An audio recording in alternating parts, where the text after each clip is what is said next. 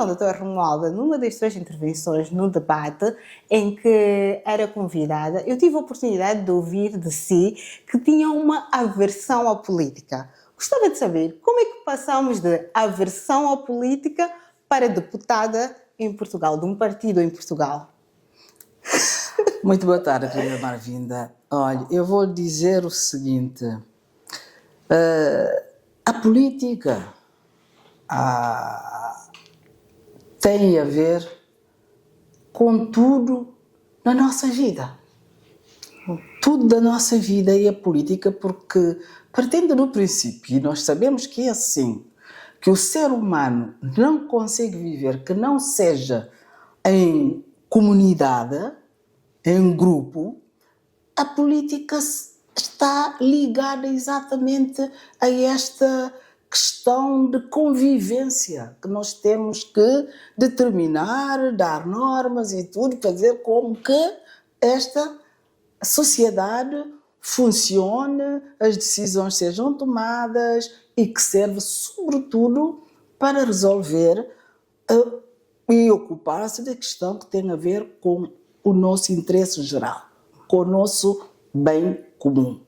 Isto é política e nós fazemos essas opções, nós tomamos diariamente. Sim. E depois tem outra coisa a ver, para além desta questão de gerirmos a questão da convivência, também tem depois a questão que diz, então, mas como é que nós vamos decidir quem é que vai ter, no fundo, o poder, o domínio sobre as pessoas para decidir relativamente a estas questões que eu disse, que eu levantei. Exato. E então, quando se diz quem vai ter, como é que é escolhido e quem vai ser e quem vai ter esse poder, a partir do momento que a comunidade cresce, somos muitos, há necessidade de haver um grupo que se ocupe só disso. Que se ocupe só desse poder político e de gerir e tomar as decisões e, no fundo, regular o relacionamento, as nossas convivências. Pronto, há uma classe que só faz isso, porque não podemos, em cada altura, em cada momento, juntar toda a gente para depois decidirmos, sei lá, por maioria ou por unanimidade, o que é que se vai fazer perante esta situação, perante aquele e perante aquele outro problema público. E sendo assim, há uma classe, há um grupo de pessoas que só faz isso. E eu nunca me tinha visto como sendo alguém que essa seria a minha função. Que de fazer parte de ser político, se fazer parte deste grupo que pensa, que propõe, que faz propostas, que elabora medidas, que toma decisões para o bem comum, para todos nós. Ora bem, não me vendo nesta situação, agora me pergunta, mas porquê é que de repente vê que é a sua pergunta? Eu costumo dizer, eu entrei na política, eu fiz, porquê? Porque eu quis fazer da minha situação de dor que eu vivi num determinado momento, poder para mudar as coisas. Senti que precisava desse poder para mudar as coisas, não ficar a chorar, a lamentar a injustiça que foi, o mal que foi, a justiça não foi feita porque a minha área é jurídica e a minha profissão é de jurista, eu sou magistrada, fui de procuradora-geral, fiz uma data de atividades. E a partir daquele momento que eu assisto e vivo aquele momento de dor, pensamos o que é que vamos fazer? Vamos ficar a lamentar, a sofrer, se calhar até a lamber feridas? Não! Este momento de dor tem que ser agarrado como um momento de poder para mudar as coisas. E foi assim que, a partir dali, essa senhora assumiu e entendeu que realmente nós precisamos de estar em sítios certos, precisamos de ter força para defender com convicção as nossas convicções e também, obviamente, capaz de negociar, discutir e falar. Esta é assim que... Sim, exatamente. E a doutora aqui mencionou que também a sua área é a área de direito. Como é que foi esse processo de escolha pelo direito? Alguém da sua família incentivou? Tem alguém da sua família que faz parte da política e atiçou-lhe essa vontade também para seguir a área do direito? Como se deu a escolha? Eu tive várias coisas que quis ser. Logo de criança eu queria ser professora para ensinar os meninos a ler. Eu era pequenininha, mas já queria ensinar os meninos a ler e a escrever. Eu acho que chegou uma certa altura em que, segundo me dizem, eu achava que ia ser, não sei se enfermeira ou uma coisa, mas isso não me recordo bem, dizem. Agora, como é que eu vou para Direito? Eu fui para a França, é onde eu fiz o meu curso, em 75. E eu, naquela altura, o que eu queria fazer era Sociologia. E aqui em Portugal ainda não era administrar a Sociologia. E então vou para a França para, efetivamente, me inscrever e preparar-me e fazer o meu estudo, porque sempre, no fundo, também quis entender como é que as sociedades funcionam. Como é que nós reagimos às coisas, porque é que é assim e não é assado, o que é que está sempre, porque às vezes o que nós vemos é a ponta do iceberg, o que é que está por dentro, como é que esta situação se evolui e chega aí. Eu tive essas curiosidades e quando vou para Paris, tive contacto com uma pessoa que depois foi muito minha amiga, que era professor de Direito na Universidade de Sorbonne. E era um senegalês, africano, e que, pronto, conversávamos com alguma frequência e ele dizia-me: pá, eu quando converso contigo, quando vejo o teu raciocínio, quando sinto, eu acho que tu tens um perfil de jurista, tens um perfil de seguir as ciências jurídicas mais do que a sociologia. Eu fui pensando, também fui lendo, fui tomando as coisas e foi assim que eu tomei efetivamente a decisão de fazer o direito, de que, sinceramente, nunca me arrependi. Agora vou dizer também que eu, depois de fazer o meu curso em França, ter feito o meu mestrado e a minha pós-graduação, ter vindo para Portugal. E quando vim para Portugal, já com vontade de ir dar algum contributo ao meu país. Nós estávamos a Guiné-Bissau, estávamos no início, nos anos 80, 81. E eu tinha saído da Guiné muito cedo, saí da Guiné nos anos 60. E fiz toda a minha vida cá fora. Sem nunca ter voltado. Mas nós temos as nossas raízes, sabemos de onde vimos e temos famílias e achamos que, pensei para mim, eu aqui vou ser mais uma e se calhar lá posso fazer uma diferença e faço mesmo diferença. E foi então que eu faço aqui a magistratura, fiz o Centro de Estudos Judiciários, frequentei o 3º curso especial, fiz o estágio de 1 ano e tal como juíza estagiária em vários tribunais civis, correcional, e tive muito tempo no Tribunal da Boa Hora, no Tribunal de Trabalho, Família, tive muito tempo no Palácio de Justiça, no 3º Juízo, e depois disso decidi, vou para a Guiné, fizeram uma proposta e foi na altura que eu cheguei à Guiné, senti que fazia a diferença. Eu quando chego à Guiné, aliás, a maior parte das minhas colegas da minha geração estavam a sair para vir estudar, para vir fazer o curso superior.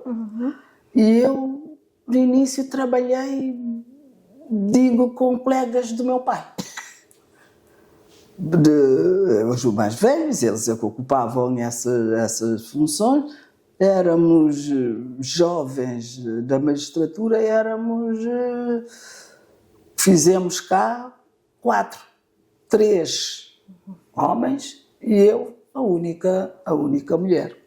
E fiz esse trabalho com muito empenho, com muito gosto. Conseguimos reformar uma data de situações que era preciso.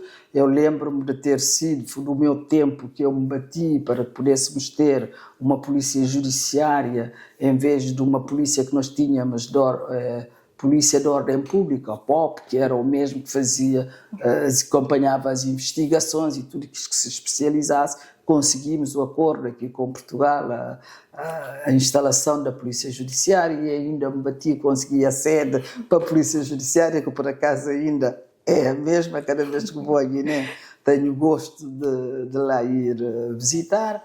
Foi na altura que também começamos encerrei alguns tribunais das ilhas, que era um desterro completo, e tive atividades que considerei muito importantes, inclusive a reformulação também do próprio estabelecimento prisional, criar condições para que as pessoas, mesmo detidas, não perdessem a sua dignidade.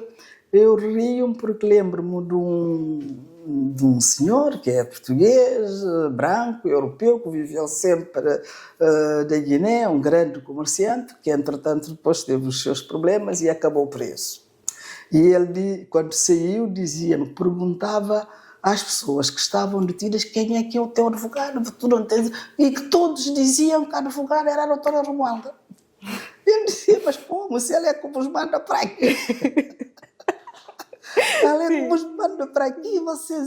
Por quê? Porque a pessoa é tratada com dignidade, tratada com direito. E naquela altura, a Guiné tinha um gabinete de advogados, que davam apoio gratuitamente à assistência judiciária. Sim. E há pessoas que apareciam, réus detidos, que não havia ninguém que acompanhasse. Eu não admitia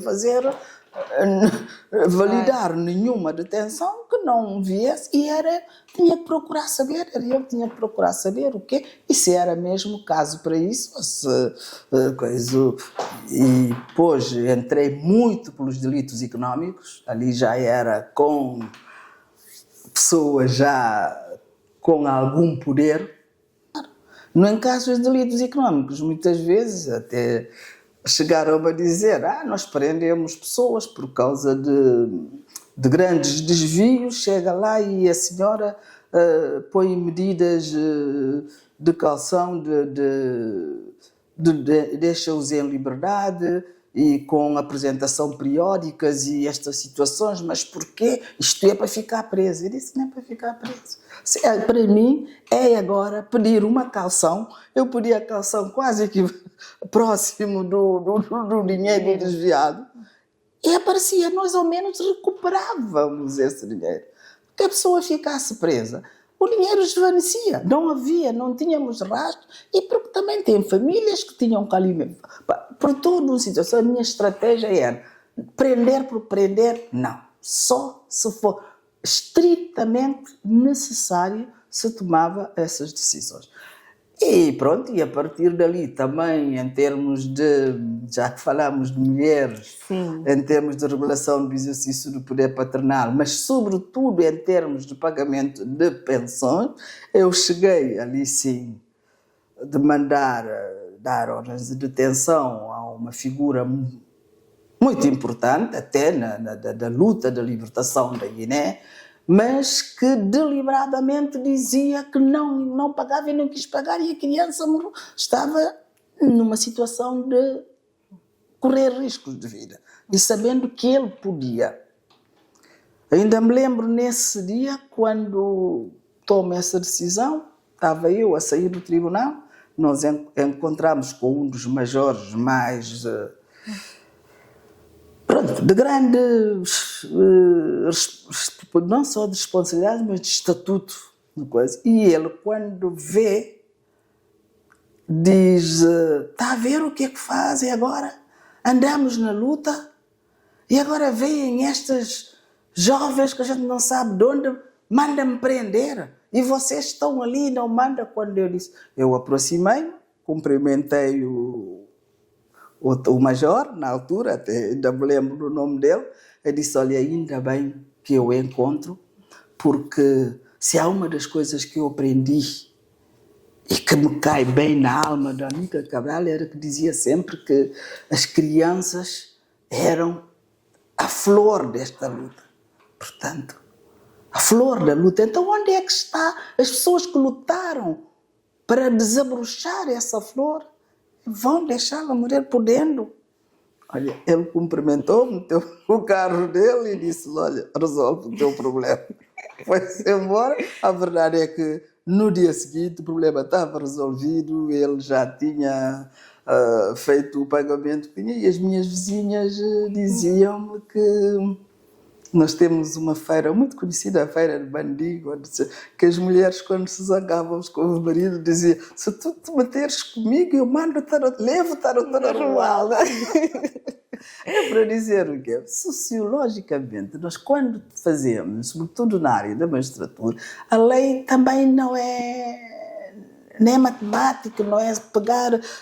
Nós temos uma moldura penal, é certo, para aplicar, mas quando nós vamos aplicar a medida concreta da pena, é preciso ver todos os fatores que estão ligados a isso, todas as circunstâncias atenuantes, as circunstâncias agravantes e até a possibilidade de reinserção das pessoas. Isso essas coisas que também vão buscar a minha ideia do conhecimento social, da psicologia e da sociologia. É verdade, doutora. Doutora, eu pergunto, como é que foi a sua experiência? Porque passou um tempo na França e durante o período que esteve na França, como é que sentia a presença da mulher na política? Olha, a França eu achava as mulheres francesas eram muito aguerridas. Eu tinha uma que eu seguia de perto e ainda tenho um livro que de vez em quando vou lá ver, que é a Elisabeth Gugu, que dizia Elisabeth Gugu, o livro dela é Une femme au cœur, uma mulher no coração do Estado.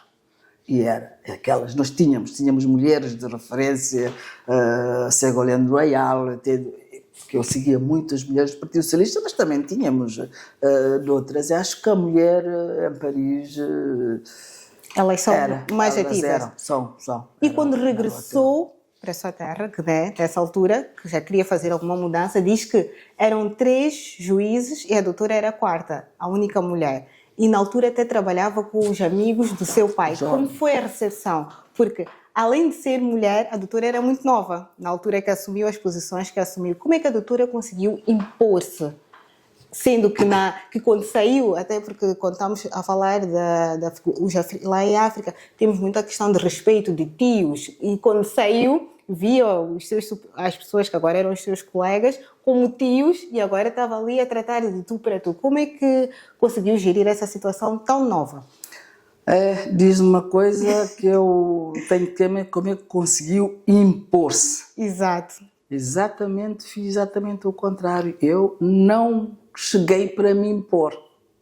Eu cheguei para ser mais uma que vai colaborar e que vai tentar. E depois, como disse bem, eu estava muitos anos fora do país. Era preciso conhecer o contexto, ter essa sensibilidade que é fundamental.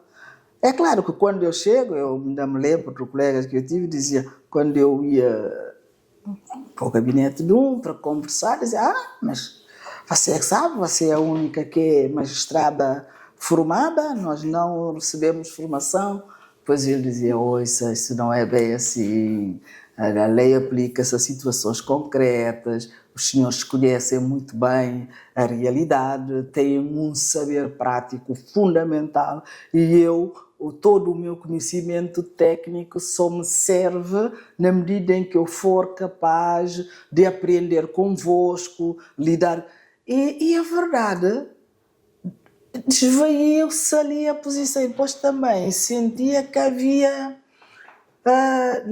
porque os homens, o poder para os homens é uma coisa que é competitivo e é mais agressivo.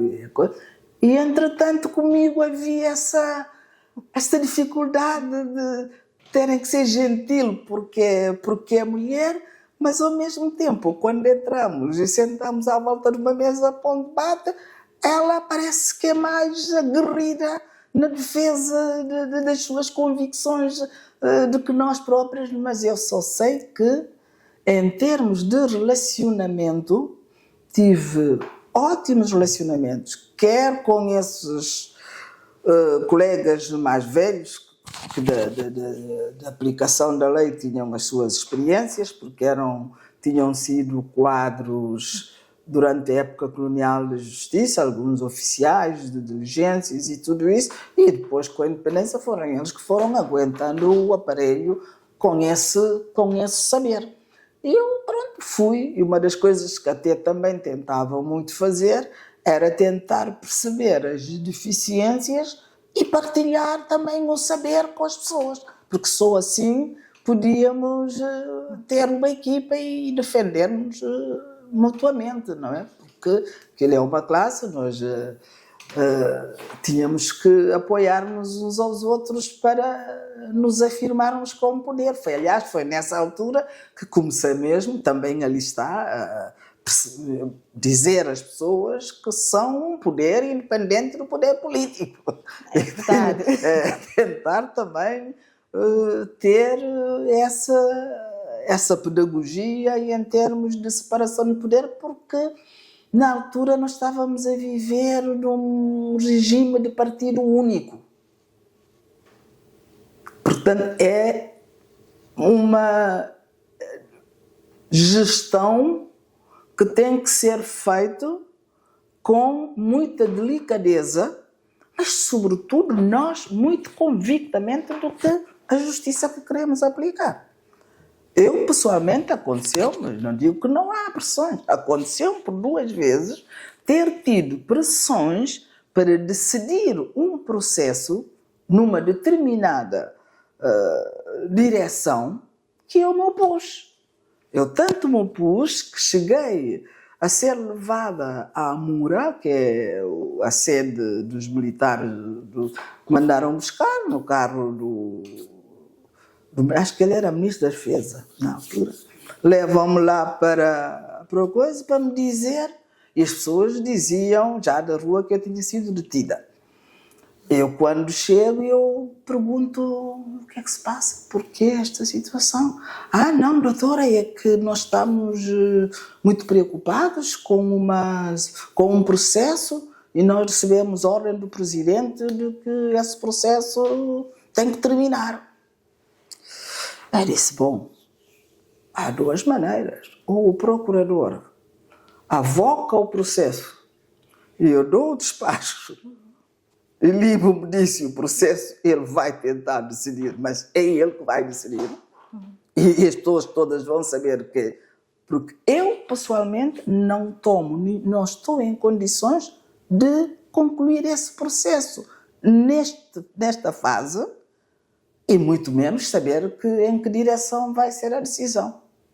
Mas porquê tem que ser? Isto, tenho que dizer, pronto, que fica público, puseram-me em contato com o presidente por telefone porque eu não queria resolver um processo. Foi na altura que eu disse simplesmente ao Sr. Presidente, nesta fase do processo, tecnicamente, eu não posso dar nenhum despacho neste processo. Muito pressionado também pelos familiares. Eu disse, eu compreendo, eu vou aplicar a lei com toda a atenção e aplico a lei. E o processo deu no que deu e acabou, por acaso, da maneira que eu achei que era justa. Ainda bem. E falando nisso, doutora, qual foi o momento mais difícil a quando o seu regresso para Guiné-Bissau? Qual foi a experiência que viveu lá que fez mudar a sua forma de ver a política na Guiné-Bissau? Não foi tanto quando eu voltei. Quando eu fui, a primeira coisa que eu pedi, que tinha, como eu disse, aquilo era o regime de partido único, havia reuniões a nível de partidos com todos os colegas, os magistrados, reunia-se, pronto, aquelas reuniões políticas do Biro. Como eu disse, eu tinha mesmo, achava que não era talhada para esta parte política. Eu pedi e foi-me consentida que não participasse nessas reuniões. E não participei, mas também trabalhava muito. Trabalhava muito, despachava as coisas e eu fazia, e ali tudo muito bem. O meu desencanto foi quando houve depois um processo relacionado com uma tentativa, não sei, pronto, o processo dizia-se que era tentativa de golpe de Estado. É um processo que não foi julgado no Tribunal Civil, é um processo que foi julgado no Tribunal Militar, mas eu acompanhei o processo porque já nessa altura eu era delegada, era Procuradora-Geral Adjunta. Acompanhei esse processo e, na minha opinião, tudo aquilo que eu tinha visto e acompanhado, não havia nenhuma prova confirmada e que desse a decisão que foi tomada. Mas, infelizmente, a decisão foi a pior que eu não pensava. Acabou por ser fuzilamento de 6 pessoas. E eu, a partir dali, o meu desencanto, é o que eu digo, é o meu grito de dor que me fez passar por outro lado e dizer não. Se nós continuarmos todos passivos a ver esta situação a acontecer, e ainda por cima era o julgamento de pessoas que tinham todos estado juntos na luta de libertação. Uns a defenderem-se aos outros, que nós tínhamos algumas gravações de uns que dizia, eu quando estava no mato, no sítio tal, foi o fulano que me livrou de tal emboscada e tudo. Pessoas que tinham vivido essas situações. Chega àquela altura em que era sistemático a forma como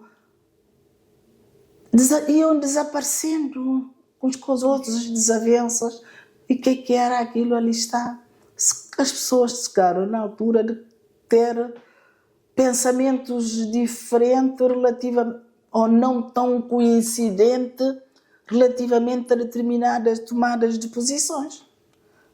E isso, se calhar, no regime que tinha, o entendimento que nós tivemos, não podendo haver divergência, portanto, a única forma ali era esta questão violenta de sanar os conflitos. Sanar o conflito de forma violenta. E nós entendemos que se aquilo continuasse, nós chamávamos aquilo, seria uma autofagia, e íamos desaparecendo e tínhamos que dar o nosso contributo de dizer que sim, as pessoas têm direito de pensar de forma diferente, para resolver os seus conflitos pacificamente e dialogando e encontrando soluções. Por isso só pode ser num regime em que haja mais forças políticas também a se posicionarem. E foi então a nossa luta que nós fizemos pelo multipartidarismo na Guiné. E pronto. E agora a Guiné é o país multipartidário. E no que diz respeito à representação da mulher na política, o que a doutora sente hoje em dia? Há mais representatividade? Há mais mulheres na política? O caso da Guiné é um caso exemplar nesta questão do papel da mulher. Eu digo que, porque eu cresci numa família em que praticamente eram as mulheres que mandavam. Da minha cabeça de criança, as mulheres é que tinham o poder, porque eram elas que decidiam tudo que era importante para a vida, não sei como. Não tinham depois esse poder a nível público, mas eram. Foram as grandes mulheres que me inspiraram pelas suas coragens, pela sua resiliência, mesmo em situação de grande precariedade, eram sempre agentes de mudança. Procuravam sempre ajudar com muita dificuldade. Os filhos tinham que ir à escola, tinham que se virar, vender aqui, construir acolá, cozer ali, fazer roupa, fritar não sei o quê, vender tudo para que os filhos estudassem. E conseguiram.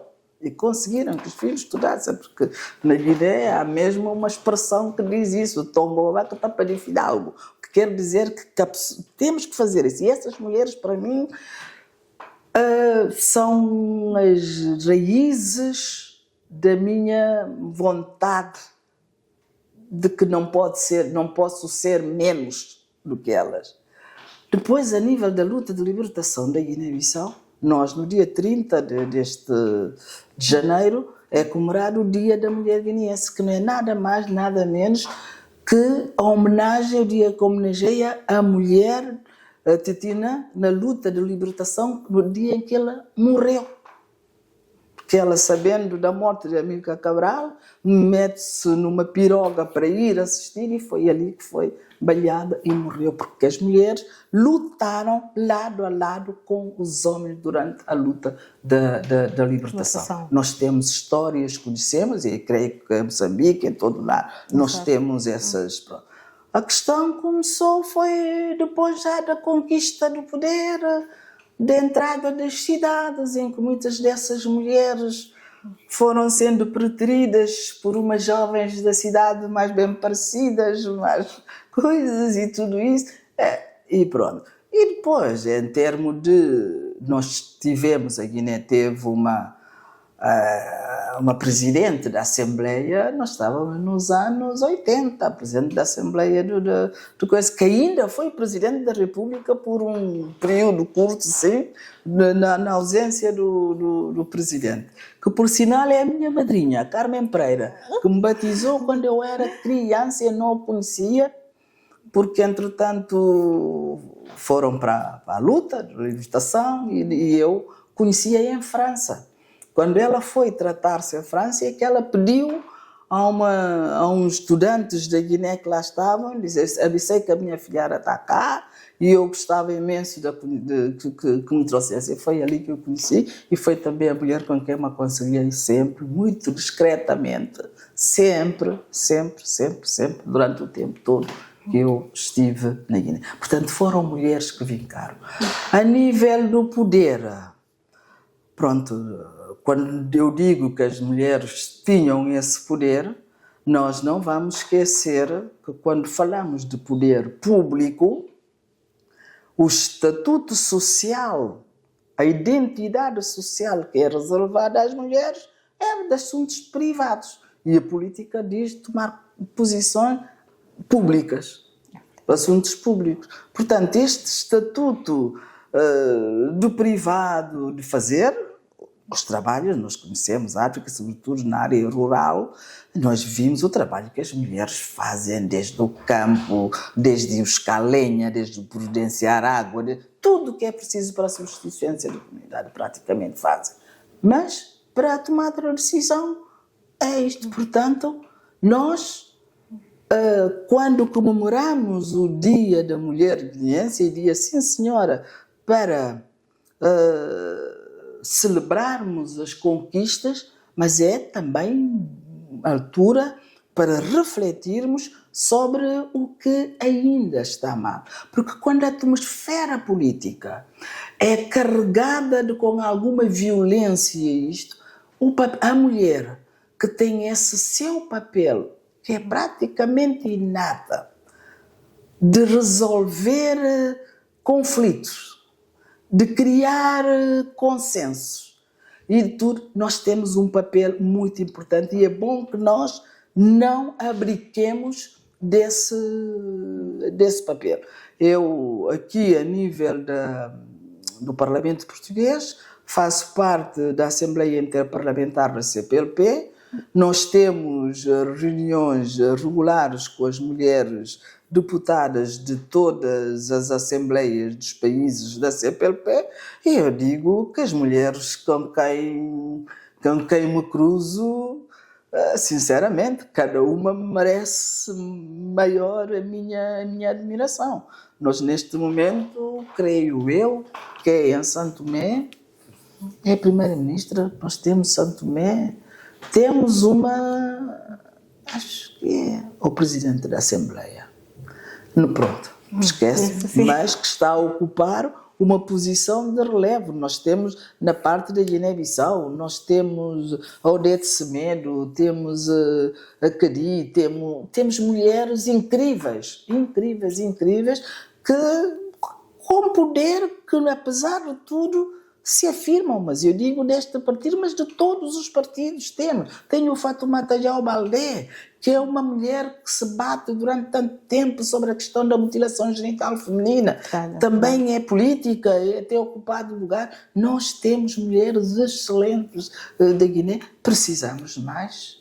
Sobretudo, precisamos de ter um clima que nos permita pôr as nossas potencialidades de fora para o bem-estar e a melhoria da condição da vida das pessoas, porque política só tem sentido, na minha opinião, o poder político só serve quando é para melhorarmos a vida das pessoas, a vida dos nossos concidadãos, e é isto que nós todos de fora abdicamos desse poder, pômo-lo nas mãos de alguém, porque ninguém nasceu com esse poder.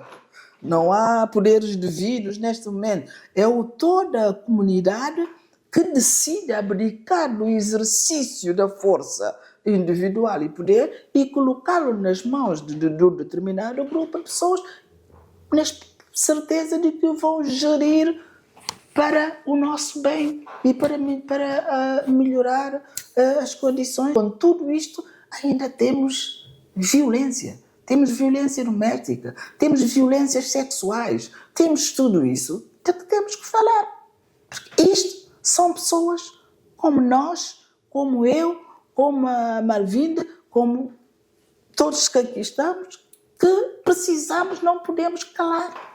Sobre estas situações, temos que arranjar a estratégia, temos que fazer, mas nós não podemos olhar para o lado quando ainda temos situações dessas. E acho que é por isso que as mulheres devem estar na política, as mulheres devem ser ouvidas e as mulheres têm que participar. Em 2018 foi criada uma lei na Guiné-Bissau, em que determinava que 36% da mulher devia ocupar cargos elegíveis. O que a doutora acha dessa questão da cota de discriminação positiva? Eu acho que a discriminação positiva é importante até que a situação se normalize.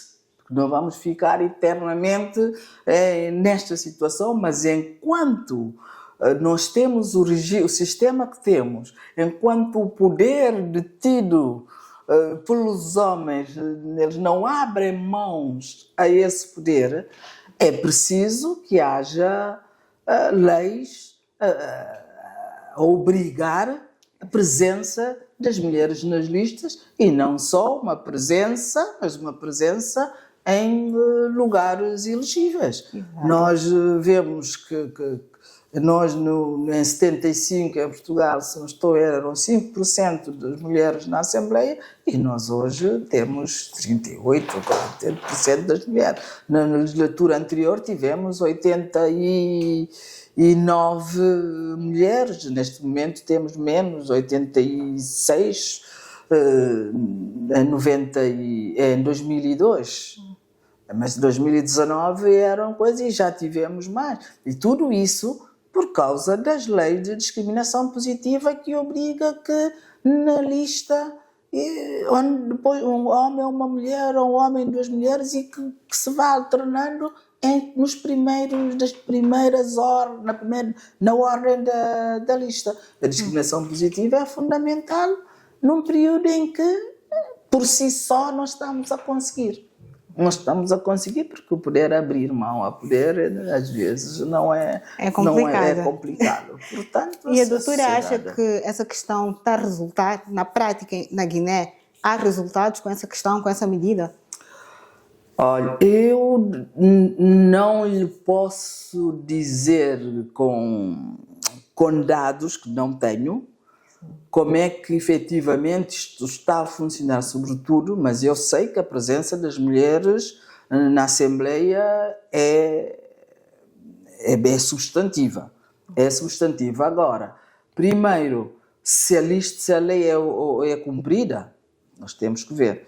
Se a lei não é cumprida, para mim o mais grave é que se a lei não é cumprida, quais são as consequências?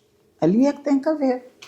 Não basta só haver lei e dizer que tem que haver cota e nas primeiras listas para os órgãos, para o deputado, e isto tem que estar mulheres ordenadas nos lugares elegíveis, mas é preciso saber, e ali, isto é que eu digo que não sei, qual é a consequência que tem sido, que tem resultado numa eventual não cumprimento dessa lei.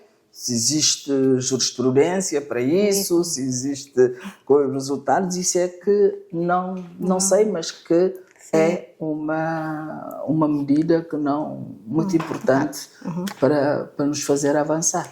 Outra questão, pegando na deixa da doutora da aversão à política, qual é que acha que é o principal fator para as mulheres, no geral, as mulheres africanas, especialmente as palopes, para ter essa aversão à política? Julga que os mídias, os meios de comunicação, de certa forma, colaboram para que tenhamos uma imagem distorcida da política, de que a política é só aquela questão agressiva, de pessoas a discutirem no parlamento, a agredirem-se verbalmente? Pronto, eu não sei se há muitas mulheres com aversão à política como inicialmente eu tive. Não sei. Agora, uma coisa, eu sei que o ambiente político às vezes faz com que as pessoas se queiram resguardar-se. E depois também há todo um mito que se cria em termos de discurso público, de forma de estar, que muitas mulheres podem achar que não estão suficientemente preparadas para estes palcos, para estes pódios, e que não é verdade. E o que eu, na minha opinião, acho é que há que fazer um trabalho profundo de empoderamento das mulheres, sobretudo um trabalho para que se comece, porque a política não é só o poder público da Assembleia, de Presidente e de Ministros, mas que possam também ser verdadeiras cidadãs, ativistas dos direitos humanos, ativistas que vão tendo coragem nos seus foros, nos seus pequenos grupos, nos grupos que se constituem, de levantar a voz. Tem alguém que levanta a voz e que ousa dizer com convicção que isto não está bem para nós, 5, 6, 7 que formamos. E é assim que se vai formando, e é ali que as pessoas vão ganhando gosto, vão se empoderando, vão tendo poder, e sem dar conta já estão em grandes fóruns da ONU a fazer discursos. É verdade. Mas nós temos que, as pessoas têm que perceber que é um poder, que é uma técnica que é adquirida, que é ensinada. É trabalhada. É trabalhada. E é preciso que isso faça. Porque nós, normalmente, as mulheres, ainda hoje, muitas mães, para as filhas compram bonecas, compram cozinhas, compram ferro de passar, e para os filhos dão. Infelizmente é que elas agora todas querem telemóvel. Portanto, isto já começa a haver igualdade. Há uma igualdade agora. E eles são natos já em termos das tecnologias. Mas nós precisamos desse trabalho de empoderamento, de dar força, de fazer com que as pessoas em situação de dor não fiquem nela, mas sirvam dessa dor para que seja um poder transformador e tudo isso. Exato. Nós temos que ir fazendo isto, porque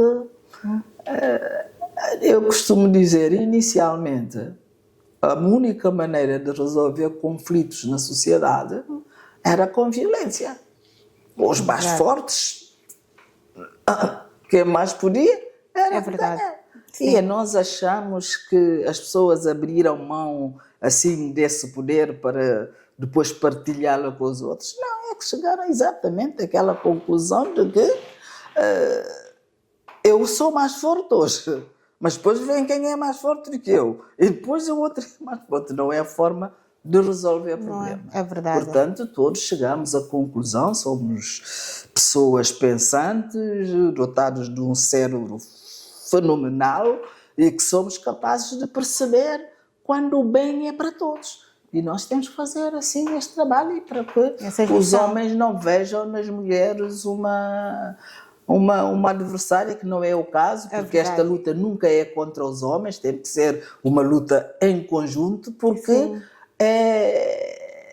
acho que, não sei a expressão que eu diria, mas não querer aproveitar a maior força que tem da nossa sociedade, que são as mulheres, para um bem comum de todos, é mesmo falta de inteligência.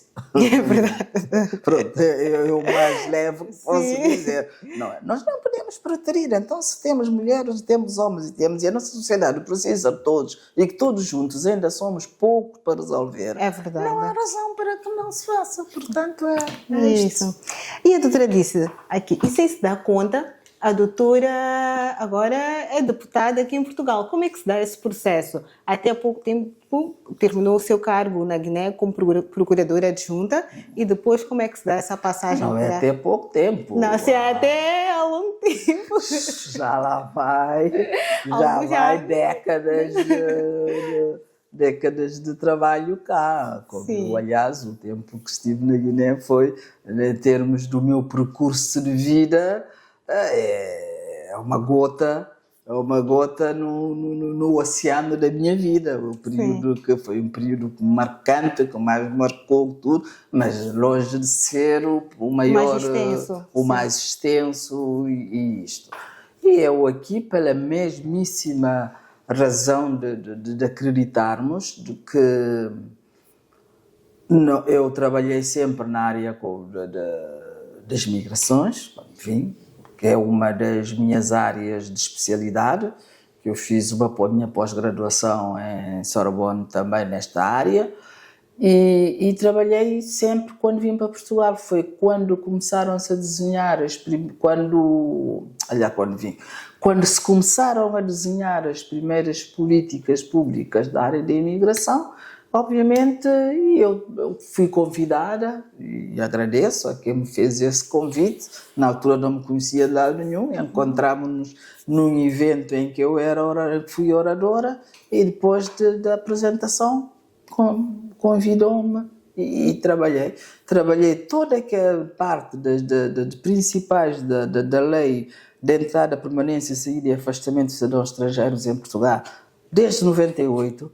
As alterações que fizemos em 97, também tive eu, já na altura, como adjunta secretário de Estado da Administração Interna, fui eu que acompanhei todas as alterações que foram propostas da Assembleia da República, saber qual é que aceitávamos, qual é que rejeitávamos, porque melhorava, o outro porque piorava. Era eu adjunta que sempre tive esta área ligada ao CEF. Tive também ligada às leis da nacionalidade e aos avanços todos que fomos tendo, até esta última que tem a ver com o aprofundamento dos jus solis que nós temos agora para filhos nascidos em Portugal. Enquanto deputada, qual foi o momento mais desafiador nesse percurso, de 2019 até então, doutora Romualda? Se pudéssemos apontar um momento que vivenciou e que lhe marcou no seu percurso. Há vários, mas eu particularmente quis muito que a questão dos jus solis fosse consagrada ainda durante a nossa legislatura, porque é um programa eleitoral que nós apresentamos em 2019, que já vinha o aprofundamento dos jus solis, e depois, em 2022, fizemos novas alterações. Nós, em 2019, apareceram várias propostas de lei no sentido dos jus solis, vários projetos. Proposta de lei é quando vem do governo. vários projetos, só que nessa altura nós, PS, não fomos ao jogo, não apresentámos um projeto. E na altura foi logo no início, aliás, eu acho que foi a primeira iniciativa que me foi distribuída. Eu, nessa altura, quando vejo os projetos e vejo o projeto do PCP, digo, o projeto do PCP tem condições para, ao menos, ser aprovada na especialidade, na generalidade e depois trabalhar na especialidade. Foi então que eu fiquei com aquele projeto. Fiquei com este projeto, fui eu relatora, podemos consultar os trabalhos da Assembleia, estão lá, as intervenções estão lá, e aquilo, qualquer altura que alguém queira, pode ir consultar. Mas não era fácil, a Assembleia é assim, é um sítio onde os partidos não vão com as suas ideias e fazê-la passar, mesmo quando tínhamos a maioria absoluta. É preciso negociar, é preciso criar consensos, é preciso encontrar conjugação de coisas para isso. E foi um processo difícil, mesmo dentro da minha bancada, uma ou outra, que não entendesse que não era o momento de darmos esse passo.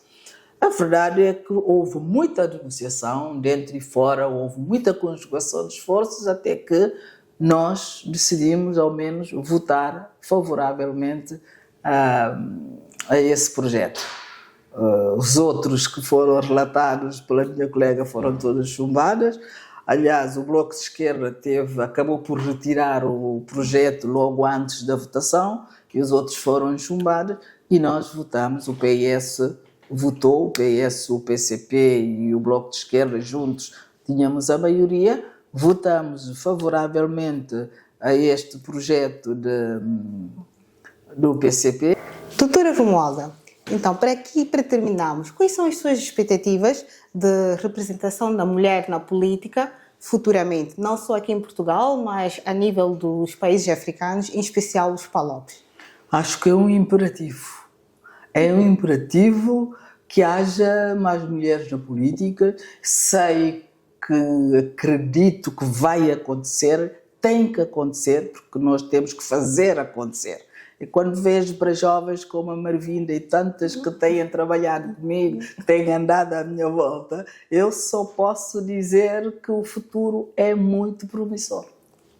Obrigada, doutora. É assim que nós terminamos a nossa entrevista especial. Agora, no mês de março, mês da mulher, temos como a nossa primeira convidada a doutora Romualda, que é alguém que eu nutro um sentimento muito especial. A doutora Romualda também é minha mentora e está aqui para dar o arranque daquilo que será o nosso projeto Podcast Kidures. Muito obrigada e fiquem atentos para a próxima.